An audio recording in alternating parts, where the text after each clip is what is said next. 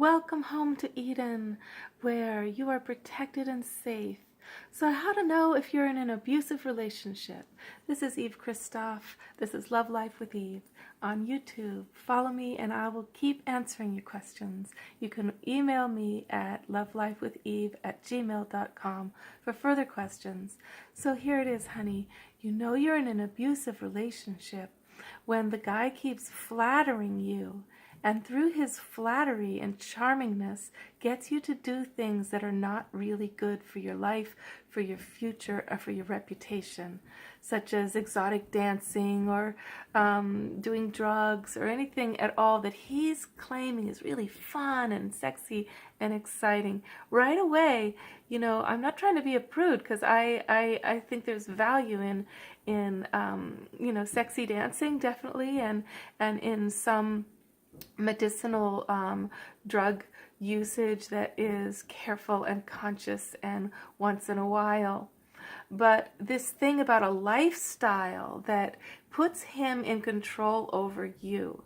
So the thing is, what charmers do that it's really dangerous is they go all into, at first, making you just feel totally like so loved, celebrated, and it's just like more love than anybody else possibly could. He gets you, he's got you, so now you're wrapped in, right? So now when problems start to arise because he's being entitled, selfish, and starting to harvest off of you, he's going to make it your fault. He's going to blame you. And the thing is, for you to start to be really, really aware that you are not to blame, you did not start this, and he really is weaving a spell of hypnosis around you. So, and the hypnosis will go something like this. I love you so much, baby. That pain I just inflicted on you is passion. You should like it and get used to it. This is what love really is. This is fun for him. This money I took from you, this power I stole from you, if he's humiliating you in public, or taking your car keys, or getting a hold of your bank account, or getting it so that he's supporting you. This is one of the most dangerous things. If he's getting it so that he's supporting you, now suddenly you have no power, and as soon as he's got you in that position where he's got the car keys, and he's got his name on the title, and he's got the bank account, you are trapped, girlfriend. So at first it seems like, oh, he's taking care of me.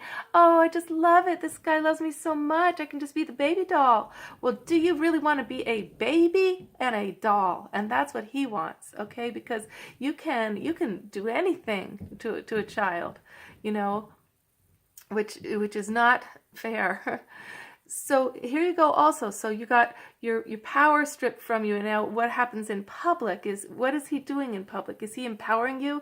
When you do something important like a job interview or a presentation, is he there saying wonderful things about you and clapping, and or does he do something like steals the guitar strings that you were supposed to play on, or tells you he thinks it's a joke what you're doing, or talks bad behind your back or right in front of you to other people in a rude way, instead of making you feel strong and powerful?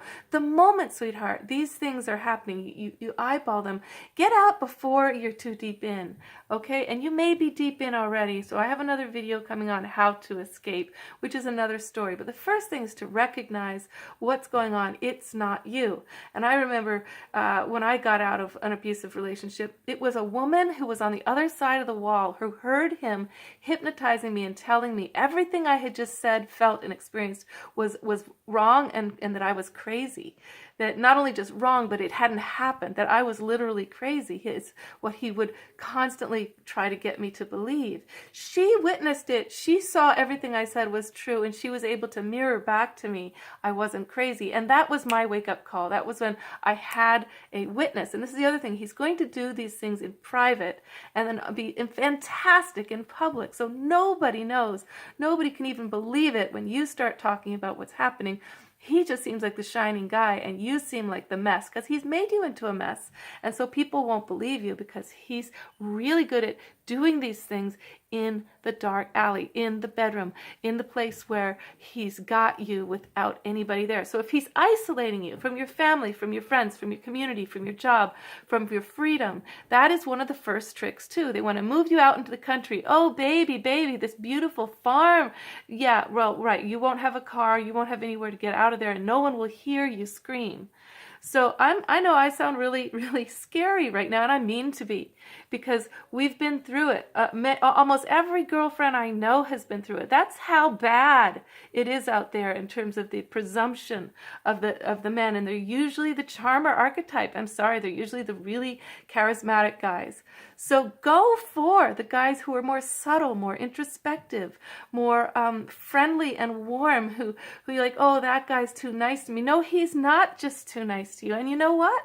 That guy with the subtle energy and the loving kindness that you feel really is supportive, he's going to have a hot sexuality that is right smoldering underneath there, that's full of love. Real love. And that guy with the charmer guy, he doesn't have a hot sexuality. He has a cold sexuality that's scary and brutal, or not at all. He'll get you into a place where you're desperate for love and affection. This is the other thing. If he's not using you as a rapist, he will do this thing where he'll starve you of affection. No love, no touch, no compliments ever. So you start to feel ugly and unlovable, and then you feel like you're desperate for any crumb of his kindness. Okay, so go for. You're going to have to start getting yourself interested in kindness, interested in your own power, interested in your independence. Okay, because if you're not interested in all of that and you still want to be a little girl on daddy's lap, I don't blame you. But there is a big daddy in the sky. It's the sun. There is a big mama you can rely on. She's the earth, okay? You can walk out that door onto that earth with that father over your head, and these divine energies will walk with you and hold your hand as you walk out of there. You can walk into the snow, honey, and you will be okay. Just don't spend the night out in the snow. Go knock on a door, tell somebody you're in trouble, get help, okay? That's my next video, okay? How to get you out of there. Okay, much love, darling. Got this? You got this? None of this was your fault. None of this has anything to do with you. The guy is just a loser. He's not worth your time. You're not to blame. Everything he said is wrong. Everything he said is false. Every single thing that he said you should buy, and every way he told you your feelings were off or crazy, you're the one on target. You're the one in your center. You know the truth, darling, and you're not taking it anymore. But you know what? You're going to be careful and sneaky getting out of there. You don't need to go in his face and tell him you're leaving and get your face broken again. No, honey. You're going to leave him with his feet tied to the bed. He's not going to be able to come after you. He's going to be, you're going to pull that rug right out from under him before you go without him knowing. You're going to have the money, the car keys, and the car, darling, and things in your name without him ever being able to get you again. Okay, we're going to figure this out together. Stick in touch. Love you, darling. Love life. Love your life enough, okay? Love your life enough. Get out.